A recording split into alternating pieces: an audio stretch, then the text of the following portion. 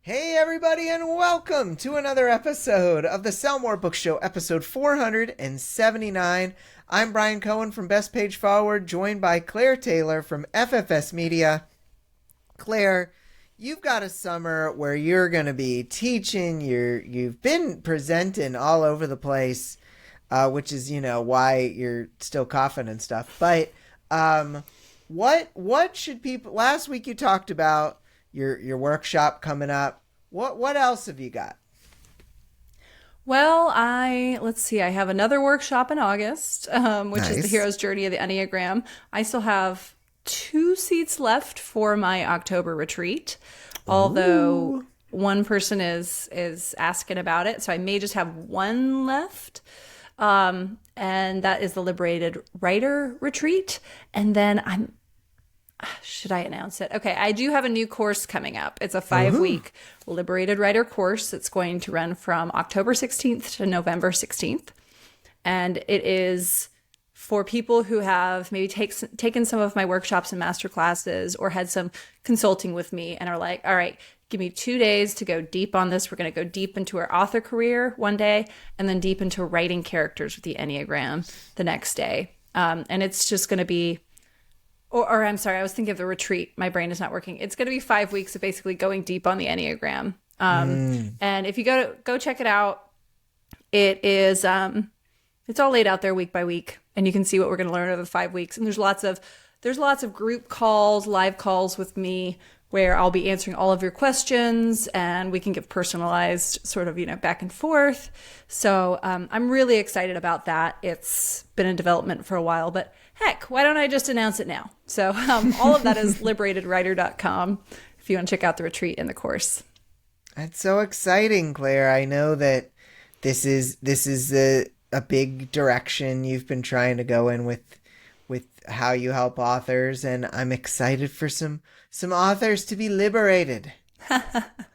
Yeah, well, I mean, it's a goal. Yeah. But yeah, this is it's really fun, and it's sort of a thing that I just keep going further and farther into. And it's scary to be like, oh, this is a thing that it's like I'm really called towards, and I really enjoy. And it's not fiction, but I can do both. So I'm finding ways to adjust my expectations and take some good hard looks at my identity. And that's awesome. How it is serving me or not serving me and how it needs to adjust. So yeah, there's a lot coming up anyway. So if anyone has any questions, they can always email me and I can let you know what might be appropriate for where you're at. Yeah. Yeah. What's that email you have at the bottom of your emails that is your funny one? Like, yeah, send all your complaints to. Yeah. I don't remember what I put. That was, I had briefly mentioned AI in one of my emails. I think it's that's nice at ffs.media. Yeah. Love that. If you, all your complaints can go there. Awesome. Well, for me on Thursday, I've got our quarterly live coaching sessions where some of our coaches from Author Ad School do some actual live coaching, and you get to see it. You get to be a fly on the wall, and those sessions are always a ton of fun. That'll be Thursday at 2.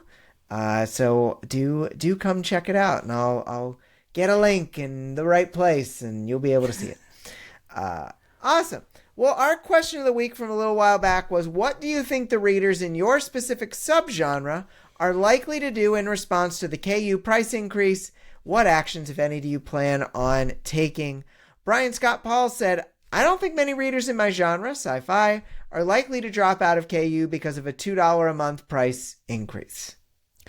And CF Shiflet, the second, said, they'll pay. This won't change my strategy at all.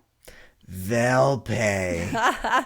They'll make them pay. They'll make them pay. Hildy McQueen said, the few readers I spoke to about it said it was still worth the price and plan to keep it, so I am not worried about it. Hey, 3 for 3. Everyone was just saying it's not going to change anything, and I guess we'll see. Yeah. I'm glad. You might as well take the NBD stance until you know better. NBD. Don't sweat the small stuff, and it's all small stuff, Claire. That is Wayne Stinnett. All right, let's do this. Top story, and it's not Wayne Stinnett because that's an author. I keep forgetting. I was like, yeah, that's a very specific quote. Yeah. No, it's now I'm gonna get 20 emails saying no. It like sounds like that, but he's actually an author in our community, in the indie community. So, all right. So, top story. Living the full-time dream. Many authors aspire to making a full-time living from their writing, while many others find being permanently part-time is the better choice, says the Alliance of Independent Authors. The decision and ability to go full-time depends on each author's circumstances, financial situation, and aspirations. There are three main considerations. Financial security. Do you want to rely on book sales as your primary income or have a stable income from another job along with your writing career? Time and productivity. Full-time does give you more time to write, edit, and promote and market, but it also means that all responsibilities rest on your shoulders. Part-time authors might have to juggle writing time, but with more balance and less pressure. Finally, creative freedom. Full-time authors need to write books that sell, which could limit creative freedom compared to part-time authors. There's no right or wrong, even among ally authors. Orna Ross, Ally's director, prefers part-time. Quote, "For me, writing and publishing my books is a for-profit business that I fit around my day job at Ally, a non-profit business. And that's the way I prefer it. I had a brief experience of full-time writing some years ago, and I never wrote less in my life." End quote. Ally Sasha Black says, "Full-time was always the goal. In order to do this, I knew I had to get financially stable and debt-free, so that's what I did. Writing full-time isn't about the accolade of full-time status, but the mindset of freedom and focus. Whether you find satisfaction from dedicating yourself fully to your writing or choosing a balanced life with multiple roles doesn't matter, as long as you find a way that works for you." Works for you sounds right up your alley, Claire. So, Claire, what are your thoughts on this idea of these considerations you have to make when being full-time versus part-time? I mean, the reality of it is that very few people are going to go full-time and then stay full-time, whatever that means, forever. So it's really about narrowing it and saying, what is the best number of hours for me to be spending on this based on income and all of the other, considerations right now. Because it could be that right now you will feel better and produce better work with your, all the other conditions in your life if you have a part-time job doing something else. It may be that right now is the time to take that leap and go full-time. And it may be that conditions change in your life and in the market, and later on, you may actually be better served going from full-time back to part-time. And it's important to note that that's not a failure, and that is just you adjusting to the situations of your life and doing what is best for you and your happiness. So I think that, Sasha raises a really good point here. That it's not about the full-time status. And I would take that to say it's not about the full-time identity, because, full-time author is like this identity that people take on. And we have to be really careful about how we identify, what identifiers we attach to ourselves, because once they're there, their sole priority is to defend themselves, not your best interest. So we have to be careful about that. So when you're considering it, I mean, what even is full-time? What even is part-time? It's just how many hours work for you right now. Right. Like, I'm going to just straight up go into this hot potato of wisdom here, Claire. You're a prolific author, but you have non-writing sources of income, like your FFS media programs. Do you think you'd consider yourself a full-time author? So, do I consider myself a full-time author? I consider myself full-time sick of having to answer this question, just in general as an author. I don't think that it matters if you're full-time or not. It is, and what does that even mean? I mean, some full-time authors work 70 hours a week. Some full-time authors work 30 hours a week and consider themselves full-time. It's just, it's an easy thing to throw around. And I'm not going to say that like people who have done, I know I've said like, I'm a full-time author, because it does create some sort of clarity in a conversation. Especially, because sometimes you go, well, I'm an author, and people go, well, what else do you like? What do you do for money? And it's like, no, like full-time. Like that's what I do for money. Right. So there's no shame if you used it before, but I think when thinking about it as it applies to ourselves, we want to be careful about it and just be more specific of like, what does that mean? Do I have to work? Because some people will end up working 40 to 50 hours a week to prove to themselves that they're full-time, when they may only need to work 30 hours a week to make the same amount of money, right? So now your identity has hijacked your time because you're like, well, I'm a full-time writer, and a full-time writer should work, this hard. Right. So just think about what works for you. I consider myself a writer, or a person who writes, and a person who does Enneagram consulting for people who write. I don't worry too much about full-time or part-time. If I don't have anything pressing to do at noon for the day, I'll usually go do something else. Yeah. No, I love that, because you're absolutely right. Who cares what this identity you've chosen? Is it serving you? Is it making you happy? Is it bringing you what you need? Or is what's on your business card so much more important than what's in your heart? Ooh, okay. I had to bring it. Catchy. You were bringing it. I had to bring it, Claire. Yeah. Oh my gosh. That's such an evolved Enneagram 3 thing to say, Brian. What can I say? I still think I'm hardy too, but 2 and 3 fighting together in a battle against the world. No. But yeah. All right, Brian. Ask me something. Time for your hot potato. Enough of this. What are some ideas for those authors who want to leave the day job but don't want to count on their writing alone to support them?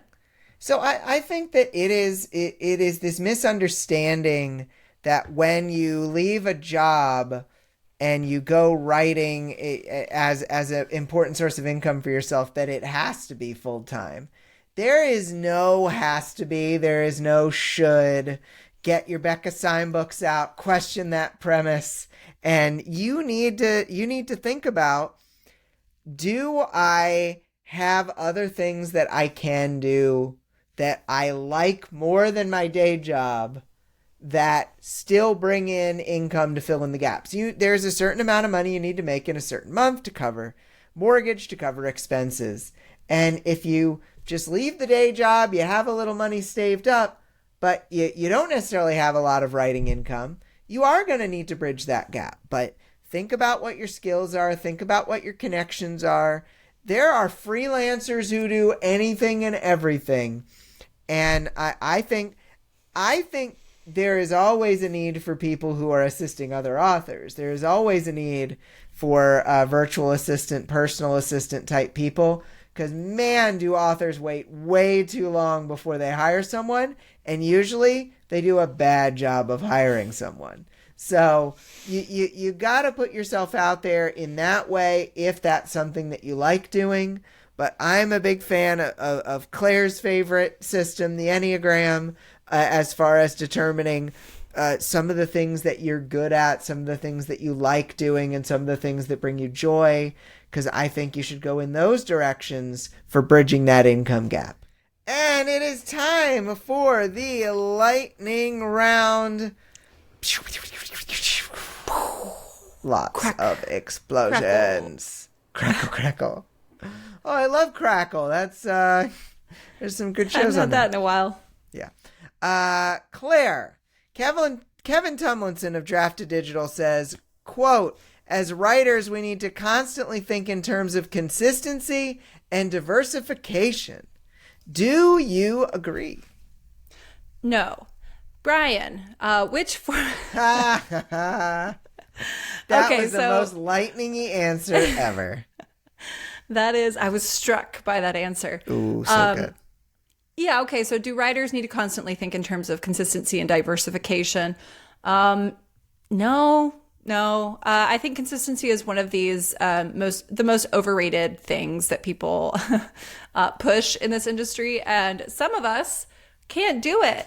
So what are we going to do? Just punish ourselves over and over again? No. So I think that there's nothing that you have to do. The best thing you can do for your mental health is probably figure out what works for you and then do that to, the best of your abilities and maximize what you can do. And then just keep doing that. I mean, and if that's consistency, sure. But, it doesn't need to look a certain way. I think that, the consistency is just such a over-industrialized sort of thing. Like we need to be able to count on how many widgets you're going to put out each hour. And it's like, all right, we're artists. Like at our heart, we don't need to be hitting some quota of books. So just take things. Some people work much more cyclically. I think that's also, there's a little bit of undercurrent of discrediting more feminine paths forward, which is very cyclical. That goes into the sort of call for consistency. We work in seasons. I mean, humans work in seasons. All humans work in seasons. So yeah, that's the long answer. The short answer is no. You started with the short, so it's a short sandwich, which is good. Yeah, well, I had to repeat the question, Brian, so that it was a good soundbite. But yeah, I also will over-explain myself, right? So, okay, Brian, lightning. Which book format should authors start with? And when should they consider adding additional types like audio, hardcover, and special edition? So, authors should take life easy. You do not need to necessarily have your book in every format, in every possible thing right away. You see people doing cool Kickstarters, you see people with really big audiences having successes. But if you don't have a big audience, sometimes you just need to make it simple. Get the ebook out there, get the paper book out there. Some books are going to sell more ebooks, some books are going to sell more paperbacks. You don't need to know all the formatting yourself. Get a program, get a person to help you. But what is really important in these early stages of the game is about learning your craft, learning yourself, as Claire mentioned earlier. And that is not going to come from you making 7 different editions of your book.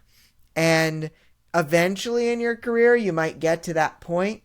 But I doubt that you spending the time on getting a hardcover or an audiobook put together for your book in the first season of your career is going to make one lick of a difference. Just start simple. Love it. I'm glad. I'm so glad. No, yeah. So no notes. No notes. Keep going. I had a directing teacher in college who once said, "Never give them all the notes." So I think that's. I'll take the no notes. Claire, in the new comedy film You Hurt My Feelings, a novelist's long-standing marriage is shaken when she finds out her husband dislikes her books. Do you think this would be a deal breaker? I don't think it's a deal breaker if your significant other just doesn't like your books. I don't think that you should expect them to be that. I don't think that it's necessarily healthy to require your significant other to be a fan. I think that's a weird power structure going on there. But you can, I think, expect your significant other to behave in a way that is still supportive of you as a writer. John would never say that he doesn't like my books. He would never say that. But I suspect that he is not my ideal reader. Right. And that he doesn't read all of the books as soon as they come out, right? Sometimes he gets halfway through a series and stops reading and says he loves it. And I just, if that's a lie, I will take it. But I think that it's important that they are supporting you and can say, just because I don't like it doesn't mean that it's bad, or that you shouldn't keep doing it because you enjoy it. I think it's a sign of love to support your partner's interests, even if you don't get them. So, yeah, I would say it's a deal breaker if they are telling people while you're present that they don't like your stuff. I would say that that's something, a deal breaker. Well, I would say that it's something you need to have a card discussion with them about afterwards. Or, if they are discouraging you from writing and acting like they're trying to protect you, I think that's very misguided as well. So if either of those are happening, I don't think that you really have to put up with that. I think you can tell them that that's not okay. And here is how you support me if you love me. Yeah. Oh man, it's heavy stuff, but I'm glad that we're talking about it. Oh, well, it's real stuff, Brian. I hear about it a lot.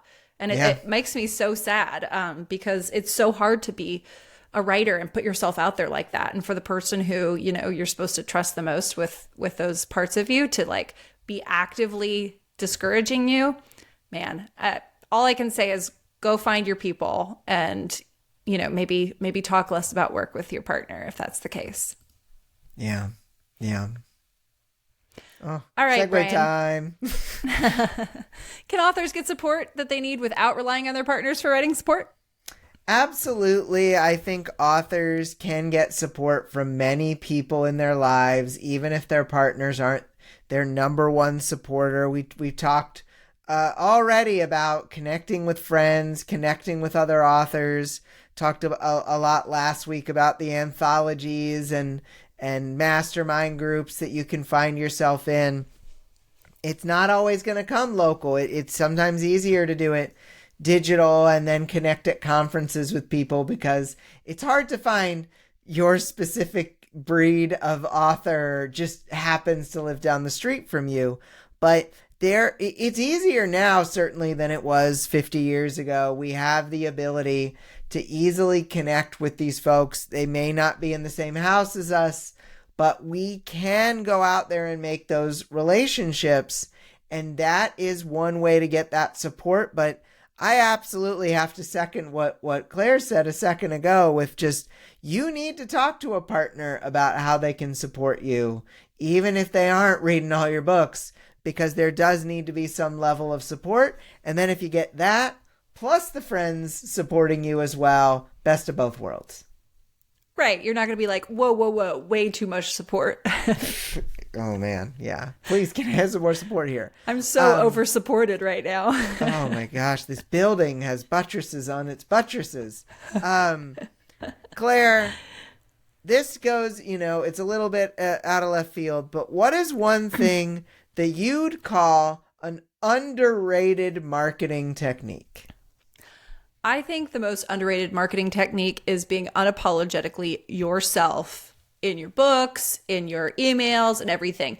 Go ahead and alienate the wrong readers and do it quickly.